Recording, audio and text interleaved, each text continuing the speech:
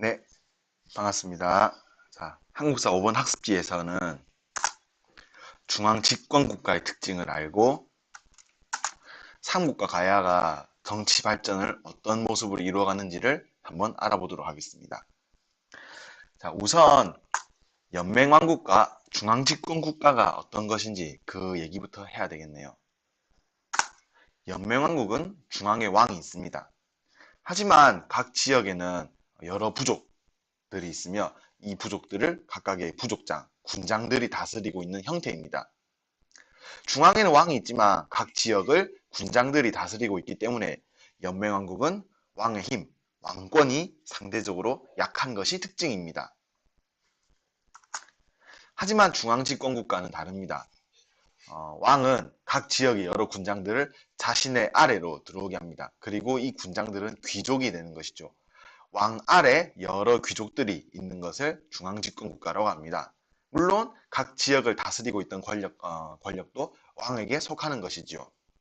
그래서 연맹왕국이 중앙집권국가로 발전해 나가는 과정에서 일어나는 여러 가지 변화를 크게 6가지로 정리해 볼 수 있을 것 같습니다.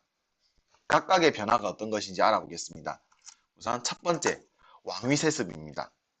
연맹왕국과는 달리 중앙집권국가에서는 왕자리를 주고받습니다. 이것을 왕위 세습이라고 하는 것이죠. 둘째, 정복입니다. 연맹왕국에서 중앙집권국가로 넘어가면서 왕은 주변의 지역을 공격하고 영토를 확장하게 됩니다. 이를 정복사업이라고 하는데요. 이 정복사업을 통해서 왕은 나라의 권력을 자신에게 집중하는 데 성공하게 됩니다. 중앙집권국가로의 변화 그 과정의 세 번째입니다. 불교 수용입니다. 각 지역의 부족은 각각 자신의 신을 믿는 상태입니다. 이런 상태에서 왕은 왕 중심의 나라 이념을 세우기를 원했습니다. 그래서 받아들였던 것이 새로운 종교인 불교입니다. 불교를 받아들이면서 왕은 자신 중심의 지배 이념을 확립하고 사회를 하나로 통합하는 데 성공하는 것입니다. 다음 변화입니다. 바로 제도 정비입니다. 왕은 나라의 여러 제도를 여러의 제도를 하나로 가지런하게 갖추어 나가기 시작합니다. 이 제도 정비를 통해서 각 지역의 부족장들을 왕 아래 귀족으로 편입하게 됩니다. 그리고 왕 아래 편입된 이 귀족들은 각각의 신분이 어느 정도 높냐 낮냐에 따라서 특색 있는 옷을 입게 됩니다. 우리는 이것을 복색을 갖춘다 혹은 공복을 입는다라고 표현합니다. 중앙집권국가로의 발전 6번째, 율령 반포입니다. 율령은 중국에서 수입된 법의 종류를 말하는 것인데요. 이 법을 발표함으로써 여러 왕들은 자신을 중심으로 한 나라의 통치 체제를 완성하는 데 성공하게 되는 것입니다. 자, 그렇다면 지금부터 고구려, 백제, 신라, 가야가 각각 어떻게 정치적으로 발전해 나가는지 그 모습을 살펴보도록 하겠습니다. 우선 첫 번째 고구려입니다. 고구려는 기원전 37년 고주몽이 졸본이라는 지역에서 건국하였습니다. 이렇게 주몽이 고구려를 건국하면서 스스로를 동명왕이라고 칭했지요. 일대 임금 동명왕이 나타나게 된 것입니다. 그런데 주몽이 졸본에서 나라를 세울 때 혼자 힘으로 나라의 모든 것을 갖춘 것은 아니었습니다. 처음 주몽이 나라를 만들 때는 졸본 인근에 존재하고 있던 5개의 부족을 하나로 합쳐서 나라를 만들게 된 것이죠. 그래서 중앙에는 왕, 곧 동명왕이 있고 각 지역에 5부족이 있는 연맹왕국의 형태로 고구려가 만들어진 것입니다. 처음에 졸본의 나라를 세운 동명왕, 하지만 2대 임금이었던 유리왕 때 졸본에서 국내성으로 수도를 옮기게 됩니다. 고구려는 태조왕 때부터 본격적인 정복 사업에 나서게 됩니다. 태조왕은 옥저, 동해를 정복하게 되고 중국이 차지하고 있던 요동지방에 진출하게 됩니다. 바로 이 지도처럼 말이죠. 이 발전 과정을 통해서 고구려는 조금씩 중앙집권 국가로의 모습을 형성해 나가기 시작합니다. 그리고 고국천왕이 나타나게 됩니다. 고국천왕 이전에는 왕자리를 형제가 주고받는 형태를 띠었습니다. 우리는 이것을 형제상속이라고 했었죠. 하지만 고국천왕 때부터는 왕자리를 아버지에서 아들로 넘기는 부자 상속의 모습이 나타나게 됩니다.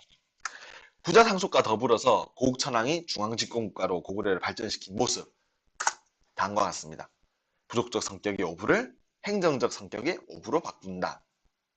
고구려는 처음에 고주조몽이 나라를 세울 때 5개의 부족이 연맹해서 만든 연맹국가였습니다. 이 5개의 부족을 오부라고 부르는데요. 당연히 각 지역의 부족은 부족장이 지배하고 있었습니다. 우리는 이것을 부족적 성격을 띈다라고 말하죠. 하지만 고국천왕 때부터 각 지역의 5부족은 더 이상 부족장의 지배를 받지 않고 왕의 지배를 받게 됩니다. 우리는 이것을 행정적 성격의 오부라고 부르게 되는 것입니다. 고국천왕의 또 다른 업적이 있습니다. 을파소라는 인물을 등용하게 되는데요. 이 을파소는 오부 출신의 인물이 아닌 고국천왕이 직접 뽑은 인물입니다. 이 을파소의 주도로 고국천왕은 진대법을 실시하게 됩니다. 진대법은 봄에 곡식을 빌려주고 가을에 갑도로 가는 백성들을 구휴라는 일종의 복지제도였습니다. 고국천왕의 주요 업적들이 이렇게 나타나는 것이죠. 태조왕의 덕목사업, 그리고 고국천왕의 부자상속, 오부를 행정적 지배 성격으로 바꾸는 과정을 통해서 고구려는 점차 중앙집권 국가로의 발전을 이루어 나가게 되는 것이죠. 그리고 이 발전을 토대로 고구려는 3세기 때부터 본격적으로 중국 세력과의 대결에 나서게 됩니다. 하지만 동천왕 때 요동을 공격하다 위나라의 반격을 받고 오히려 수도였던 국내성이 함락당하는 위기를 겪기도 합니다. 지금까지 백제의 발전 모습을 살펴보았습니다. 자, 다음은 지금까지 고구려의 모습을 살펴보았군요. 자, 그렇다면 지금부터 백제의 발전 모습을 살펴보도록 하겠습니다. 백제는 고구려 출신의 인물이었던 온조가 한강유역에 지은 국가였습니다. 물론 온조가 백제를 세울 때도 연맹왕국의 형태를 띠었습니다. 한강유역에 존재하고 있는 여러 토착 세력, 여러 부족들을 연맹하여서 만든 국가가 바로 백제였던 것이죠. 이 백제도 시간이 지나면서 조금씩 중앙집권 국가로의 발전을 이루어 나갑니다. 대표적인 인물이 바로 3세기 고이왕 때죠.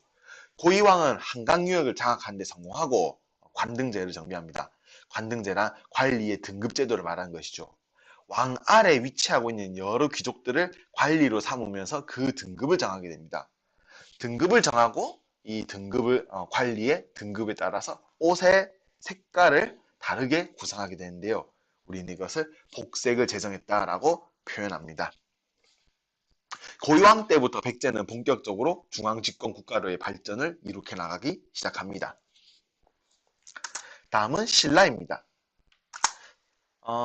경주에 위치해 있던 진한에 속해 있던 여러 국가들 중 사로국이 있었습니다. 경주에 위치해 있던 사로국이 오늘날 우리가 배울 신라의 기원이 되게 됩니다.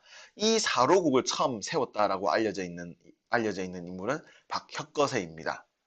박혁거세가 사로국을 처음에 만들고 이 사로국이 훗날에 신라가 되었는데요. 초창기의 신라는 박씨, 석씨, 김씨 세 개의 성씨가 서로 교대로 왕자리에 올랐습니다. 이는 박씨 부족, 석씨 부족, 김씨 부족이 교대로 왕자리를 차지하였다라는 것을 의미하는데요. 여기서 우리는 초창기의 신라는 연맹왕국의 형태를 띠고 있었다라는 점을 알 수가 있습니다. 마지막으로 가야입니다.